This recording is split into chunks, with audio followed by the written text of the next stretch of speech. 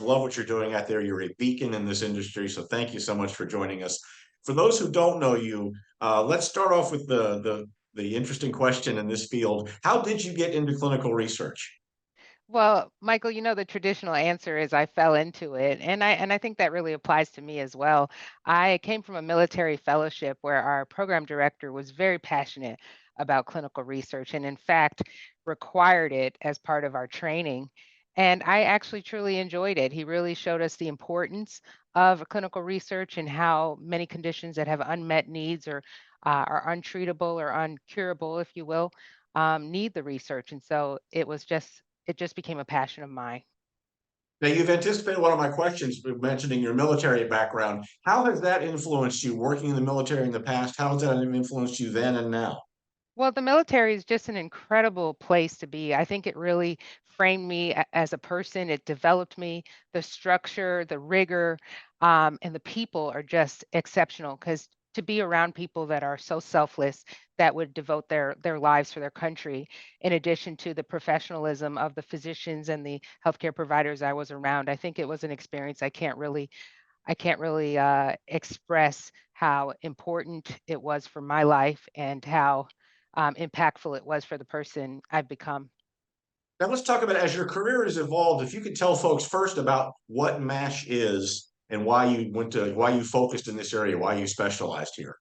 Well, MASH is, of course, the new term that we're using for fatty liver disease. It's also called steatotic liver disease, and MASH stands for metabolic dysfunction associated steatotic liver disease. And that is just fat inside of the liver that's causing irritation and ultimately scarring.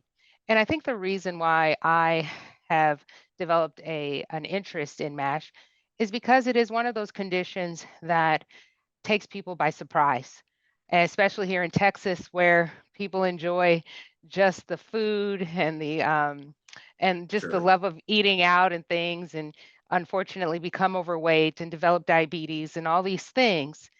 Liver disease such as MASH just creeps up behind them unannounced and can eventually cause them to have cirrhosis and succumb to their liver disease.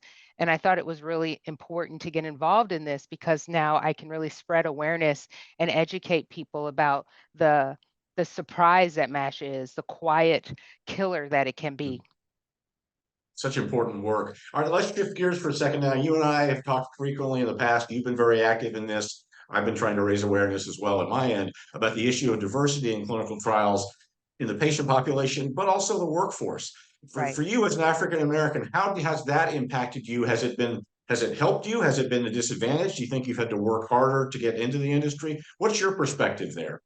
Well, Michael, I really appreciate that you asked that question. It is a very sensitive but very important topic for sure.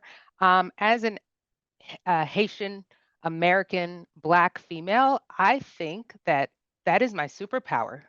It really has become my means to really get involved, to be relatable to people that look like me, and to encourage people, especially with the background of being Black or disadvantaged, to have a trust in clinical research again. Because at one point, we in the Black community were very disenfranchised and very treated unfairly in clinical trials in the past. And it's really hard for people to forget that. And so it's nice when I'm in a community of people of color and I can say, look, I'm an advocate. I can stand and tell you that there are regulations and that this is a safe place to be. And it's so important for you to participate so that the medications can work on you and the medications can help people that look like you and your family members as well. And so I think it really hasn't been a disadvantage, but more of an advantage of, if anything. Thank you so much for joining us. This has been so enlightening and inspiring, and I applaud what you're doing out there. Keep up the good work. Thank you so much. Thanks, Michael. It's always a pleasure to talk to you.